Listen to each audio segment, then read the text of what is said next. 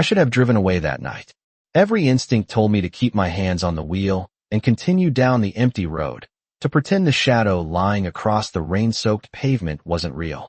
But sometimes a single decision splits your life in two, and the moment I tapped the brakes on that lonely stretch of highway outside the city, I unknowingly crossed a line I could never step back over. The rain hammered against my windshield so hard it sounded like gravel, blurring the narrow two-lane road into streaks of silver and black. It was just after midnight, and the highway was empty for miles, the kind of quiet that usually feels peaceful, but tonight felt strangely heavy, like the air itself was holding its breath. I had just finished a double shift at the clinic, my eyes burning from fluorescent lights and too much coffee, my body running on the kind of exhaustion that makes every mile feel longer than the last. My small sedan hummed steadily at 50 miles per hour, headlights cutting through the darkness, when something appeared in the beam of light ahead. At first it looked like debris, maybe a fallen branch or a piece of tire rubber. But as the car rolled closer, my stomach tightened. It wasn't debris. It was a man. I slammed the brakes. The tires slid slightly on the wet asphalt before the car came to a stop just a few yards away from him. My heart was pounding so hard I could hear it over the rain. For a few seconds I didn't move. I just sat there gripping the steering wheel, staring through the windshield at the motionless figure lying across the road. Every warning I had ever heard echoed through my mind. Don't stop for strangers. Don't get involved. Call 911 and keep driving. But something about the way he was lying there felt wrong, like the quiet around him was too complete. My hands were shaking as I pushed the car door open. Cold rain soaked through my jacket instantly as I stepped onto the pavement. The man was tall, broad-shouldered, even lying on the ground, dressed in a dark coat that probably cost more than my entire monthly rent. His hair was black, slicked back despite the storm, and his face looked like it had been carved from stone, sharp and controlled. Even in unconscious stillness. I knelt beside him carefully, my nurse instincts pushing past my fear. When I touched his shoulder, he stirred slightly, and a low breath escaped him. Relief washed over me. He was alive. I reached for my phone automatically. "I'm calling an ambulance," I said softly, mostly to calm my own nerves. His hand moved faster than I expected. Strong fingers closed around my wrist, stopping me. His eyes opened slowly, dark and sharp despite the exhaustion clouding them. They locked onto mine with an intensity that made my breath catch. "Don't call the police," he said quietly. His voice was rough but controlled, the kind of voice used to giving orders. The rain ran down his face as he held my wrist for another second before letting go. "You shouldn't have stopped," he added, studying me as if I were a puzzle he hadn't expected to see tonight. I should have listened to that warning. Because the man lying in the middle of that empty road wasn't just a stranger. And saving him wasn't just a mistake. It was the beginning of something that would pull me into a world I had only ever heard about in whispers. A world ruled by one name. Sebastian Romano. I should have pulled my hand away and gotten back in my car, but something in those dark eyes held me there for a moment longer than it should have. The rain kept falling steadily around us, soaking through my sleeves while the highway stretched empty in both directions, silent except for the distant hum of wind and the steady rhythm of water hitting the asphalt. The man slowly pushed himself up onto one elbow, breathing carefully like every movement required calculation. Even in the dim glow of my headlights, I could tell he was not someone used to weakness. There was a quiet authority about him, something controlled and deliberate that made the air around him feel heavier. I swallowed and stepped back slightly, giving him space. "You should still get medical help," I said, trying to keep my voice calm even though my pulse had not slowed since the moment I hit the brakes. "There is a hospital about 10 miles back toward the city." His gaze studied me as if measuring every word I said. For a few seconds he did not answer. Then he slowly looked down the empty highway, as if expecting something to appear in the darkness beyond the reach of my headlights. When he finally spoke again, his voice was quieter but steadier than before. "An ambulance would attract attention," he said. "And attention would not be good for either of us tonight." I frowned slightly, unsure what he meant, but the seriousness in his expression made it clear he believed every word. I glanced at my phone still clutched in my hand. Calling emergency services was the logical choice. It was what any responsible person would do. Yet standing there in the rain beside a stranger who had somehow turned the quiet highway into a place that felt full of secrets, Logic did not seem as simple anymore. Then what are you asking me to do? I asked. He slowly rose to a sitting position, steadying himself against the wet pavement for a moment before looking back up at me. For the first time his expression softened slightly, not warm exactly, but less guarded. Give me a ride, he said. The request hung in the air between us. I stared at him, unsure if I had heard correctly. Giving a ride to an injured stranger in the middle of the night was not part of my plan for getting home after a 16-hour shift. My small sedan sat idling behind me with the headlights still cutting through the rain, the driver door hanging open like a reminder that I could simply walk back, close it, and drive away. But the man was already trying to stand, moving slowly but determinedly, as if he had decided the conversation was already over. When he finally reached his feet, I realized how tall he really was. Even slightly unsteady, he towered over me, his dark coat hanging heavily from his shoulders while rainwater ran down the fabric in thin streams. For a moment neither of us spoke. The quiet highway stretched endlessly into the darkness while my mind raced through every possible reason why this was a terrible idea. Yet something deeper than logic kept me rooted to the spot. Maybe it was the exhaustion from my shift. Maybe it was the instinct to help someone who clearly needed it. Or maybe it was the strange feeling that the night had already changed in ways I could not undo. I finally exhaled slowly. My car is right there, I said, nodding toward the headlights. His eyes followed the direction of my gesture, then returned to my face. There was a faint hint of approval in his expression now, like he had expected that answer all along. As we walked toward the car together through the rain, I had the uneasy sense that I had just stepped into something far bigger than a simple act of kindness. And I had absolutely no idea where that road was about to lead. I should have realized how unusual the situation was the moment he slid into the passenger seat like it belonged to him, despite the fact that we had met less than 5 minutes earlier in the middle of a storm. Rain dripped from his coat onto the floor mat while I hurried around the front of the car and climbed back behind the steering wheel, my hands slightly unsteady as I closed the door and shut out the sound of the wind. For a moment neither of us spoke. The engine idled softly while the windshield wipers moved back and forth in a steady rhythm, pushing away sheets of rain that immediately returned. I finally glanced toward him. Up close, the man looked even more striking than he had under the headlights outside. His face was calm now, controlled, the kind of composure that suggested he was used to difficult situations. He leaned back against the seat carefully, as if calculating each movement, then turned his gaze toward the dark road ahead instead of looking at me. Drive, he said quietly. The word was not rude, but it carried the tone of someone who expected to be obeyed. I hesitated for half a second before putting the car into gear and pulling slowly back onto the highway. The tires hummed against the wet pavement as we moved forward, the empty road stretching ahead like a tunnel of darkness. My mind was racing with questions, but the silence between us felt strangely heavy, like something fragile could break if I spoke too quickly. After a mile or two, curiosity finally won. Where am I taking you? I asked. He did not answer immediately. Instead, he looked out the side window at the rain sliding across the glass before finally turning slightly toward me. Just keep driving toward the city, he said. I will tell you when to turn. That was it. No explanation, no address, nothing that made the situation feel more normal. I tightened my grip on the steering wheel and focused on the road ahead.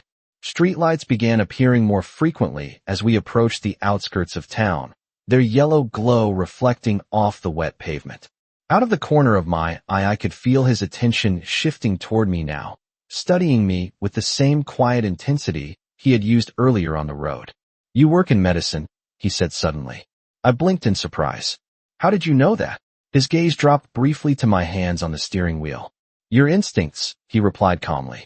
You check my breathing before asking questions. I had not realized he had noticed that. The realization made me strangely self-conscious. I cleared my throat. I am a nurse at a community clinic, I said, which is exactly why you should probably be at a hospital instead of riding around in my car in the middle of the night. A faint hint of something like amusement appeared in his expression, though it disappeared almost immediately.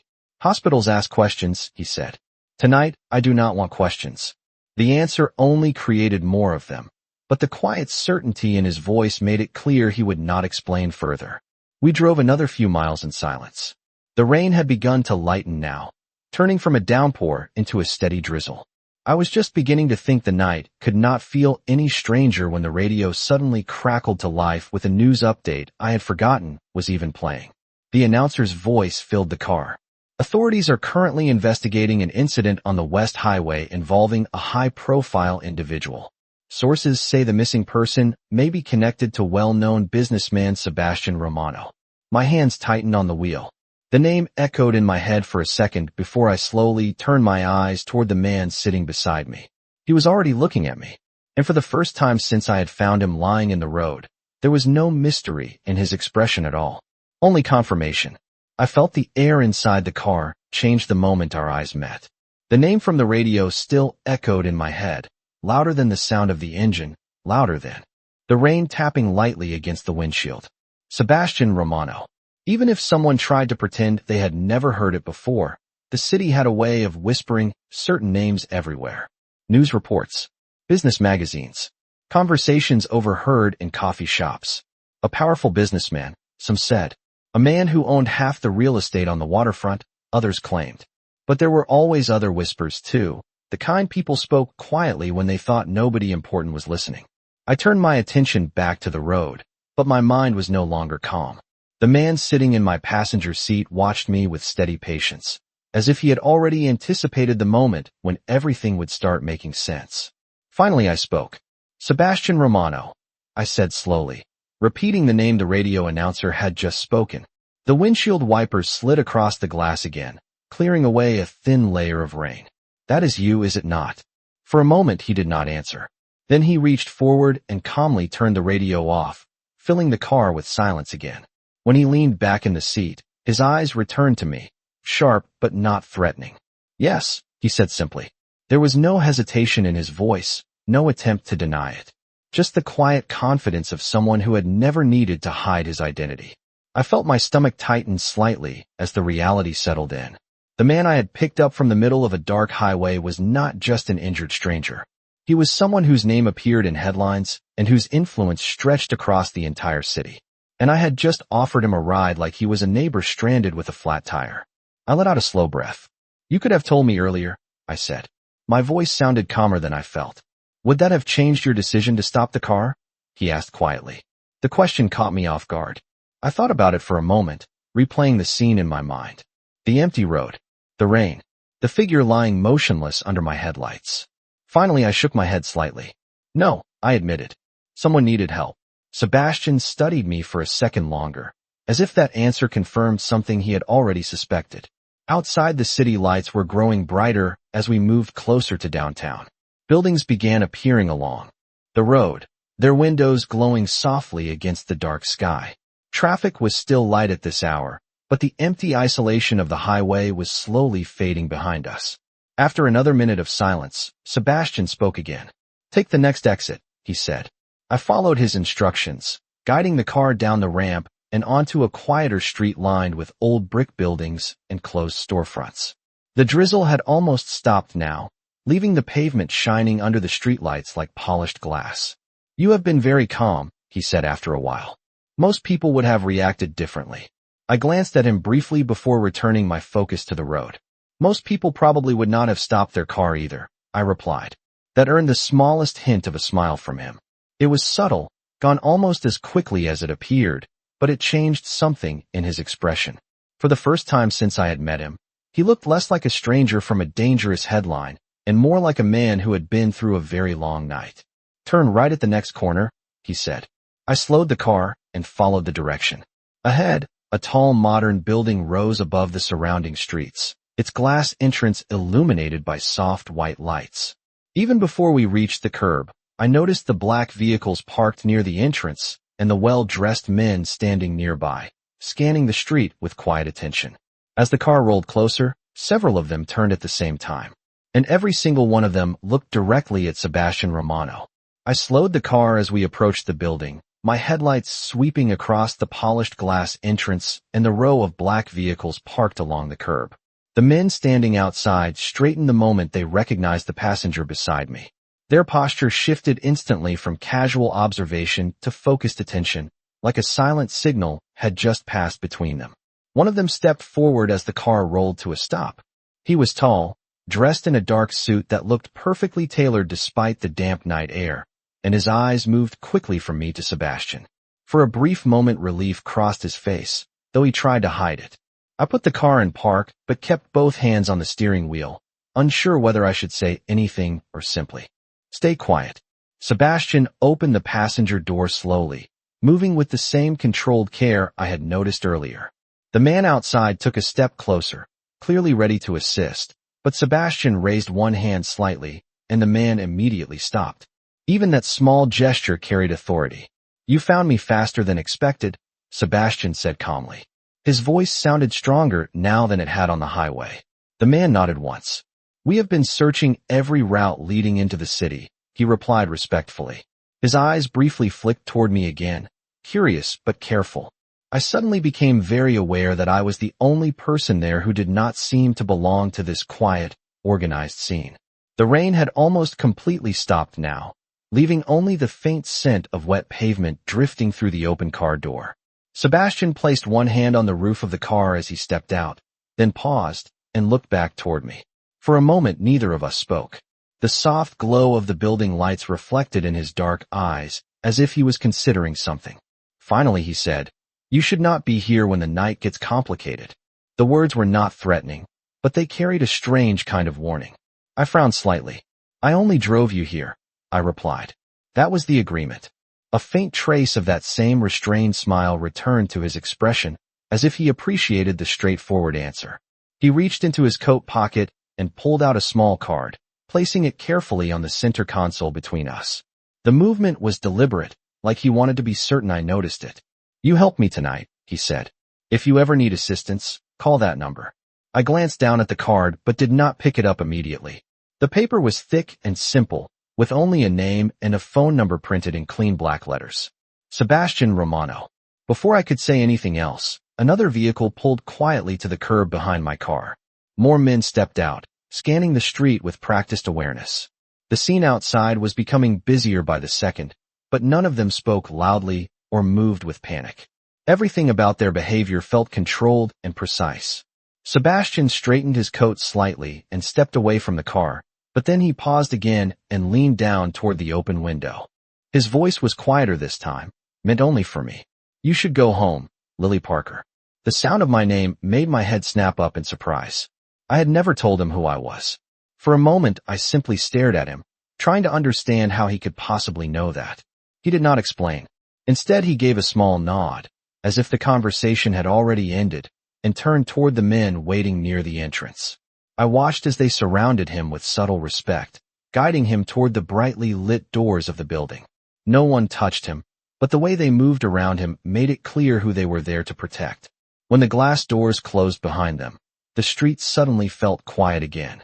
I sat in the driver's seat for several seconds, the engine still running, the card still resting on the console beside me. Somehow the night had changed everything. And the strangest part was the simple question now echoing in my mind. How did Sebastian Romano know my name? I stayed in the car longer than I should have, watching the glass doors of the building long after Sebastian Romano had disappeared inside. The street outside had returned to its quiet rhythm, the men in dark suits slowly dispersing as if the sudden tension that had filled the air minutes earlier had never existed at all. My engine continued to idle softly, the dashboard clock glowing a pale blue that reminded me how late it had become. Finally, I looked down at the small card resting on the center console. The name printed across, it looked strangely simple for someone whose presence could make an entire group of people move with silent precision. Sebastian Romano. Beneath it was a phone number with no company name, no address, nothing else. Just a direct line to a man I had accidentally pulled into my life on a rainy highway. I hesitated for a moment before picking it up. The card felt heavier than it should have, like the kind of object that carried more meaning than its size suggested.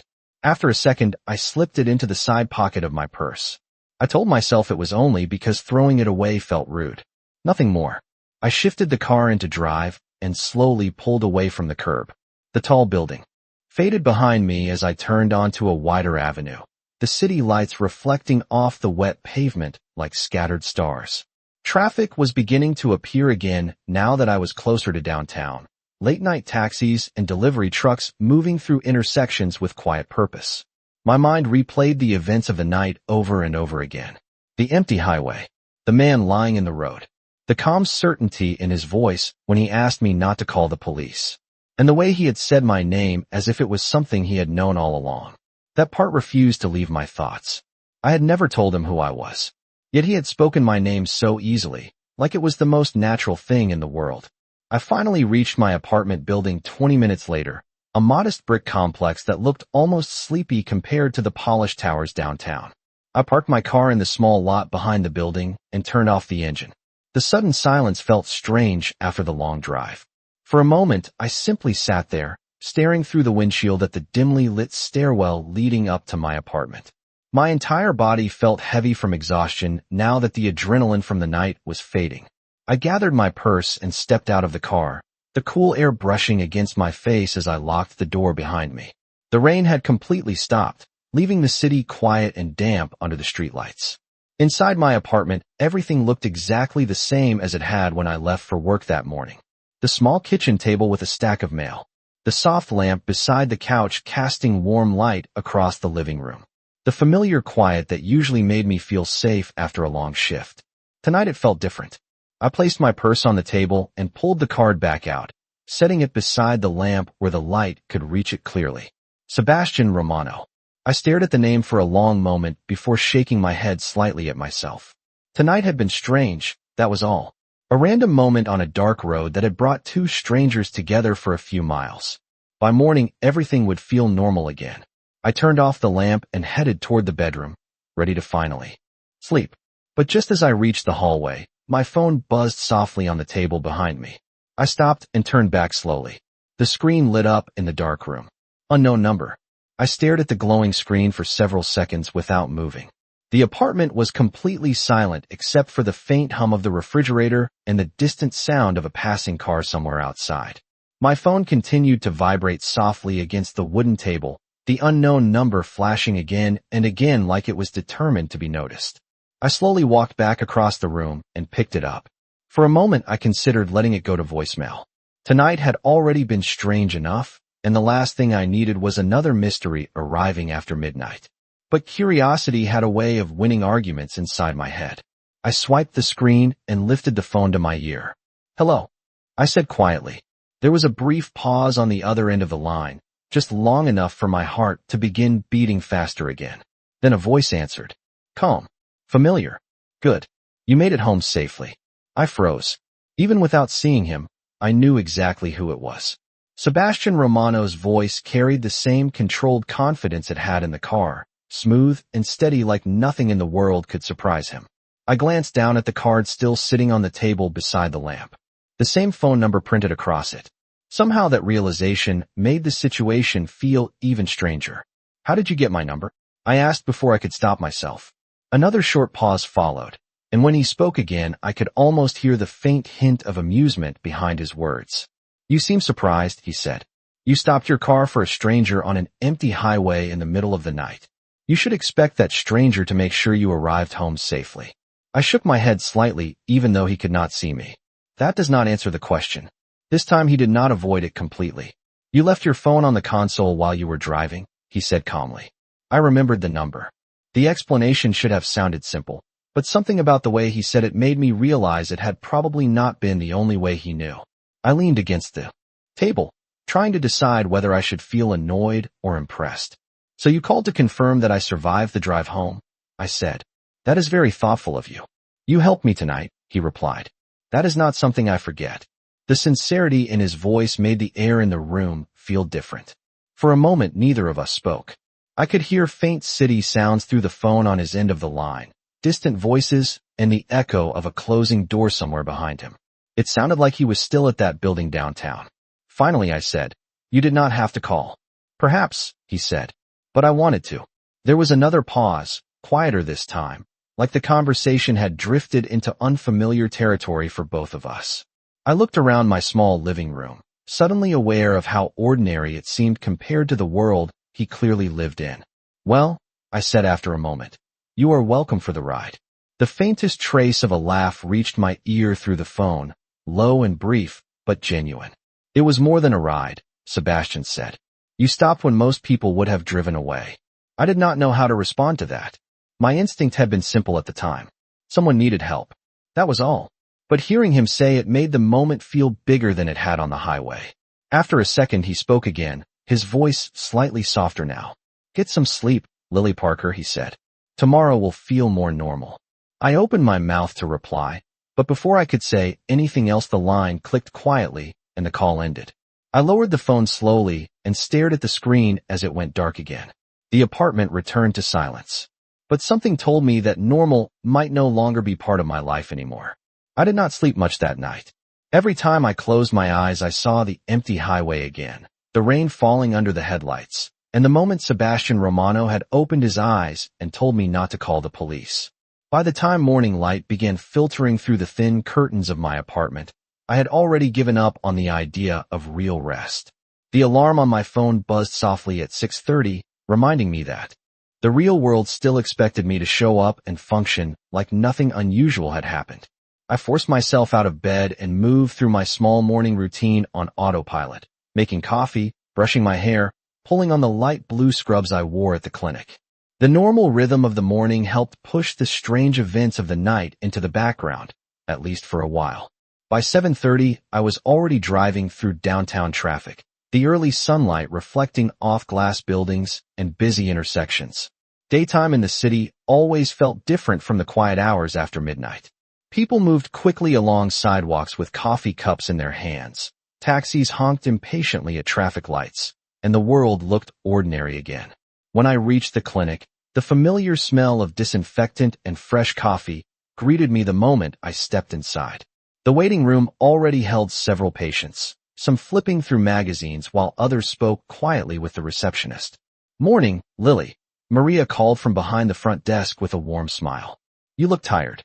I let out a small laugh as I placed my bag on the counter. Long shift yesterday, I said. It was not exactly a lie. Maria shook her head sympathetically. You work too much. I nodded, but did not argue. For the next few hours I focused on work, checking charts, helping patients, and moving between exam rooms with the steady routine that had always helped keep my mind organized. Slowly the strange tension from the night before began to fade. It almost felt like that rainy highway encounter had been a dream. Around 11 in the morning, I stepped into the break room to grab a cup of coffee. The small television mounted on the wall was playing the local news quietly while two nurses discussed weekend plans. I barely paid attention until a familiar name caught my ear. Business leader Sebastian Romano made a brief public appearance this morning, the news anchor announced. My head turned toward the screen automatically. The footage showed the entrance of a sleek downtown building surrounded by cameras and reporters. A black car pulled up to the curb, and moments later Sebastian stepped out, dressed in a perfectly tailored dark suit that looked nothing like the rain-soaked coat he had worn the night before. His posture was confident, calm, the same quiet authority I had seen in the car. Reporters called out questions as he walked toward the entrance, but he did not stop. Instead, he paused briefly, glancing toward the cameras with the composed expression of someone who had spent years under public attention. The image lasted only a few seconds before the news segment moved on to something else. But I stood there staring at the screen long after it changed. It was strange seeing him in daylight like that, surrounded by reporters and security, as if the mysterious man from the highway and the powerful figure on television were two completely different people. I was just about to turn away when my phone vibrated inside my pocket. I pulled it out absent-mindedly, expecting another reminder from the clinic schedule. Instead, the screen displayed a new message from an unknown number. I opened it slowly. The message was short. I hope your morning coffee is better than last night's weather. My heart skipped once as I read the line again. Somehow I already knew who had sent it. For a few seconds, I simply stared at the message on my phone as if the words might change if I blinked. Around me, the break room continued with its usual rhythm, the quiet hum of the coffee machine, the low voices of the other nurses talking about their schedules, the television now showing a weather report for the afternoon. Everything looked completely normal, yet the message on my screen made my heart beat just a little faster. I read it again slowly. I hope your morning coffee is better than last night's weather. There was no signature, no name attached, but there was no doubt in my mind who had sent it. I slipped the phone back into my pocket for a moment, trying to act like nothing had happened. One of the nurses beside me noticed my expression and tilted her head slightly. "Everything okay?" she asked. I nodded quickly and forced a small smile. "Just a message from a friend," I said. It sounded convincing enough that she returned to her conversation without another question. But the moment I stepped back into the hallway outside the break room, curiosity won again. I pulled the phone out and opened the message thread. My fingers hovered above the screen as I considered whether I should respond at all. Part of me wanted to ignore it. After all, Sebastian Romano lived in a world completely different from mine. A single strange night on a highway did not mean our lives were supposed to intersect again. Yet another part of me remembered the way he had looked at me before stepping out of my car, calm and certain, like the story between us had not ended there. Before I could overthink it further, I typed a short reply. "My coffee is fine. My sleep was not." I stared at the message for 1 second, and then pressed send before I could change my mind. The response came faster than I expected. My phone buzzed less than 10 seconds later. "That is unfortunate. I was hoping you would forget the entire night." I leaned against the hallway wall, reading the message twice. Something about the line made me smile despite myself. I typed back again. "You were the one who called to make sure I got home." Another pause followed this time, longer than before, as if he was considering his next words carefully. When the reply appeared, it was simple. "True." I waited, wondering if that would be the end of it, but another message arrived immediately after. "How busy is the clinic today?" I blinked at the screen. The question felt oddly normal compared to everything else surrounding him. I hesitated before answering. "Busy enough." A moment later my phone buzzed again. "Then I will not keep you." I exhaled quietly, unsure why I felt slightly disappointed reading that. But just as I was about to slide the phone back into my pocket, another message appeared. However, it read, "There is something I would like to show my appreciation for." I frowned slightly, reading the sentence again. Before I could respond, the glass doors at the front of the clinic suddenly opened and Maria's voice called down the hallway. "Lily, someone is here asking for you." I turned toward the waiting room, confused. "For me?" I asked. Maria nodded and pointed toward the entrance. I stepped around the corner slowly, expecting to see a patient or maybe a delivery driver. Instead, I stopped in the middle of the hallway. Standing near the reception desk was a man in a dark suit, holding a small white box tied with a silver ribbon. The moment he noticed me, he offered a polite nod. "Good morning, Miss Parker," he said calmly. "Mr. Romano asked me to deliver this." I stopped a few steps away from the reception desk, staring at the man and the small white box in his hands as if both of them had appeared out of thin air. The clinic waiting room was quiet except for the soft murmur of 2 patients talking near the window and the distant sound of a printer working behind the front desk. Maria watched the scene with obvious curiosity, her eyebrows raised as if she had just witnessed something far more interesting than the usual routine of appointment forms and prescription refills. The man in the suit stood perfectly still, calm and patient, like someone who had delivered unusual packages before and knew not to rush the moment. He held the box with both hands, the silver ribbon tied neatly across the top reflecting the bright lights of the reception area. "Mr. Romano asked me to deliver this," he repeated politely when I did not immediately respond. I walked closer, trying to ignore the curious glances from the people sitting in the waiting room. My heart was beating faster than it should have for something as simple as accepting a box. "What is it?" I asked. The man shook his head slightly. "I was not told," he replied. "Only that it should be delivered personally." His voice was calm and respectful, the same tone I had heard from the men outside the building the night before. Slowly I reached out and accepted the box. It was lighter than I expected, small enough to fit comfortably in my hands. The ribbon was tied with careful precision, like whoever had prepared it wanted the presentation to matter. "Thank you," I said quietly. The man gave a short nod. "Have a good day, Miss Parker." Without another word, he turned and walked out through the glass doors of the clinic, disappearing onto the busy sidewalk outside as smoothly as he had arrived. The moment the door closed behind him, Maria leaned over the counter with a grin that was impossible to hide. "Okay," she said. "You cannot pretend that was normal." I sighed softly and set the box on the reception desk. "It is probably just a thank you gift," I said. Maria crossed her arms and tilted her head. "From who?" I hesitated for a second before answering. "Someone I helped yesterday." That explanation clearly did not satisfy her curiosity, but a patient calling her name from the waiting room pulled her attention away before she could ask anything else. I picked up the box again and carried it quietly into the break room where I could open it without an audience. The room was empty now, the television still playing quietly in the background. I sat down at the small table and carefully untied the silver ribbon. The lid lifted easily. Inside the box was a single porcelain coffee cup resting in soft white paper. It was simple and elegant, the kind of design you might see in a small cafe downtown, with a delicate gold line circling the rim. Tucked beside it was a folded note. I unfolded the paper slowly. The handwriting was neat and confident. For better mornings. Sebastian. I stared at the words for a moment before a small laugh escaped me. It was such a simple gesture compared to the world he seemed to live in. No extravagant gift, no dramatic message. Just a coffee cup and a short note that somehow felt personal. My phone buzzed again on the table beside the box. I glanced down and saw another message from the same number. Did it arrive safely? I looked at the cup, then back at the phone, and finally typed a reply. Yes, but sending a messenger to a clinic is a little dramatic. The response appeared almost instantly. You saved my life last night. A coffee cup is not dramatic enough.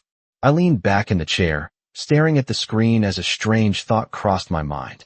Maybe the story between us had not ended on that highway after all. I kept the porcelain cup on the small table in the break room for the rest of the morning, partly because I liked the simple design and partly because moving it felt like admitting the gift mattered more than it should. Every time I passed through the room, I noticed the thin gold line around the rim catching the light, quiet and understated in a way that somehow reminded me of the man who had sent it. The clinic stayed busy through the afternoon. Patients came and went, paperwork stacked up on the front desk, and the steady rhythm of daily work slowly pulled my attention away from the strange events of the past 24 hours. By 4 o'clock the waiting room had finally begun to empty, and the long line of appointments was almost finished. I stepped outside for a moment to breathe in the cool air of early evening, leaning against the brick wall near the clinic entrance. The city looked different in the late afternoon light. Traffic moved steadily through the nearby intersection, and people hurried past on the sidewalk with shopping bags and briefcases, each person focused on their own destination. For a moment it felt comforting to stand there and watch the normal world continue as if nothing unusual had happened. My phone buzzed in my pocket again. I pulled it out, already knowing who it would be before the screen lit up. Did the cup improve your day? The message read. I smiled slightly despite myself and typed back. It helped, but you did not need to send it. The reply arrived almost immediately. I disagree. I leaned my shoulder against the wall and watched a yellow taxi roll past the intersection before responding again. You already said thank you. The typing indicator appeared for a moment, and then the next message arrived. Gratitude should be repeated when it is deserved. I shook my head softly, amused by the calm certainty in his words. Before I could reply again, another message appeared beneath the first. Have you finished work for the day? I checked the time on the phone screen. Almost, I wrote back. There was a slightly longer pause this time before his next message appeared. Then perhaps you would allow me to thank you properly. I stared at the screen for a moment, unsure exactly what he meant by that. The city noise continued around me while the question lingered in my mind. Finally, I typed a cautious response. How? The answer came only seconds later. Dinner. I blinked at the word, reading it again to be certain I had not misunderstood. Dinner. The suggestion felt surprisingly normal considering everything that had happened between us. Yet it also carried a quiet weight because of who he was. I glanced back through the glass door into the clinic where Maria was finishing paperwork behind the reception desk. My life had always followed a simple routine. Work, home, sleep, repeat. Nothing dramatic. Nothing complicated. The phone buzzed again before I could decide what to say. You do not have to answer immediately, his next message read. I understand that my invitation might sound unusual. I let out a small breath and looked down at the screen again. There was something disarming about the way he said it, as if he already understood the hesitation forming in my mind. I finally typed a reply. It is unusual. The response came quickly. Most interesting things are. I stood there quietly on the sidewalk with the evening light fading across the buildings around me, realizing that the simple moment of stopping my car on that rainy highway had somehow led to an invitation that could change everything. And for the first time since the night before, I found myself wondering what might happen if I said yes. I remained standing on the sidewalk outside the clinic long after the last message appeared on my phone. The late afternoon light had begun to fade into the softer glow of evening, and the city around me moved with the steady rhythm of people heading home from work. Cars passed slowly along the street, their headlights beginning to flicker on one by one as the sky shifted toward dusk. In my hand, the phone screen had gone dark again, but the word dinner still echoed quietly in my thoughts. It had been years since anyone had invited me to something that felt even remotely close to a date. My life had always been simple. Work at the clinic, late shifts, quiet evenings at home.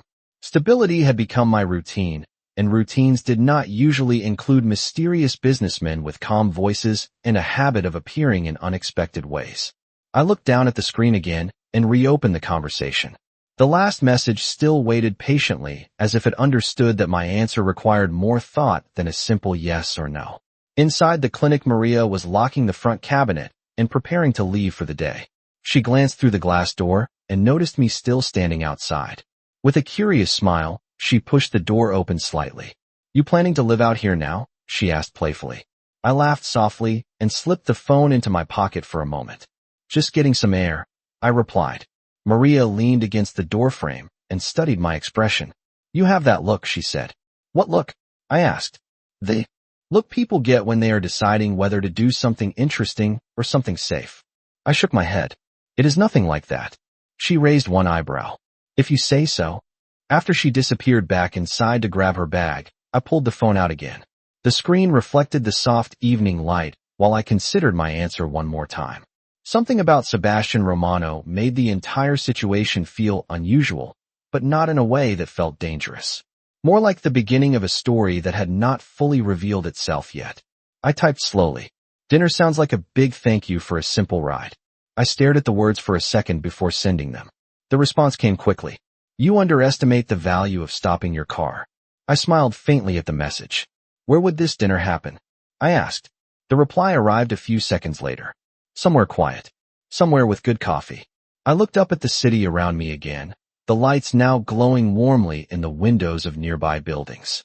The evening felt calm and ordinary, yet the conversation in my hand had quietly shifted the direction of my entire day. My phone buzzed once more. 7 o'clock, the next message read. "If you are comfortable." I checked the time. There was still more than an hour before then. Enough time to go home, change clothes, and convince myself this was either a good idea or a terrible one. Maria stepped out of the clinic behind me just as I slipped the phone back into my pocket. "Ready to go?" she asked. I nodded and reached for my car keys. As we walked toward the parking lot, she glanced sideways at me again. "So," she said casually, "what interesting thing are you deciding tonight?" I opened the car door and paused for a moment before answering. "I might be having dinner with someone." Maria stopped mid-step and stared at me. "That is definitely interesting." I started the engine and looked at the fading sky through the windshield, realizing that the simple decision I was about to make would carry me right back into the orbit of the man whose life had crossed mine on a rainy highway. And for some reason, I did not feel afraid of that possibility at all. I arrived at the restaurant a few minutes before 7, which surprised even me. The place Sebastian had chosen was small and quiet, tucked between two taller buildings on a softly lit street downtown. From the outside, it looked simple, warm light glowing through large windows, the kind of place where people talked quietly over dinner instead of rushing through meals. I parked across the street and sat in the car for a moment, watching the entrance while my thoughts raced through the strange chain of events that had led me here. Less than 24 hours earlier, I had been driving home through a storm after a long shift, expecting nothing more dramatic than sleep. Instead, I had found a man lying in the middle of the highway, a man whose name carried weight across the entire city. And now that same man had invited me to dinner like it was the most natural thing in the world. I took a slow breath, stepped out of the car, and crossed the street. The restaurant door opened with a soft chime as I stepped inside. The air smelled faintly of fresh bread and coffee. A few tables were already occupied, couples talking quietly while soft music played in the background. Near the back of the room, sitting at a table by the window, Sebastian Romano looked up the moment I entered. Even from across the room, his presence stood out immediately. He was dressed simply tonight in a dark jacket and crisp white shirt, nothing overly formal, but the same quiet confidence surrounded him like it always had. When his eyes met mine, he stood from the table, the smallest hint of a smile appearing as I approached. "You came," he said. His voice carried the same calm tone I remembered from the phone. "You invited me," I replied, sliding into the chair across from him. For a moment neither of us spoke. The city lights outside reflected softly against the glass window beside our table, while a waiter placed 2 menus in front of us and quietly stepped away. Sebastian studied me for a second before speaking again. "I was not certain you would say yes," he admitted. I raised one eyebrow slightly. "You seemed confident when you asked." That earned a brief smile from him. "Confidence does not guarantee an answer," he said. I opened the menu but found myself barely reading it. My attention kept drifting back to the man sitting across from me. In daylight, in a quiet restaurant, he seemed less like the mysterious figure from a stormy highway and more like someone surprisingly easy to talk to. "You never told me why you were on that road last night," I said finally. Sebastian leaned back slightly in his chair, considering the question. "Business," he replied calmly. It was a vague answer, but something in his expression told me it was the most explanation he intended to give for now. Instead of pressing further, I asked a different question. "And you often invite strangers to dinner after they help you?" He shook his head slowly. "No," he said. "Only the ones who change the direction of my night." The simple honesty in that sentence caught me off guard. For a moment the noise of the restaurant faded into the background while I considered his words. Finally I smiled slightly and closed the menu. Then I guess stopping my car was more important than I realized. Sebastian held my gaze steadily across the table, the soft city lights reflecting in his eyes. "It was," he said quietly. Outside the window, the evening traffic continued moving through the city as if nothing extraordinary had happened. But sitting there across from him, I realized something simple and unexpected. Sometimes the smallest decision, like stopping your car on a rainy highway, can quietly lead you into the beginning of a completely different story.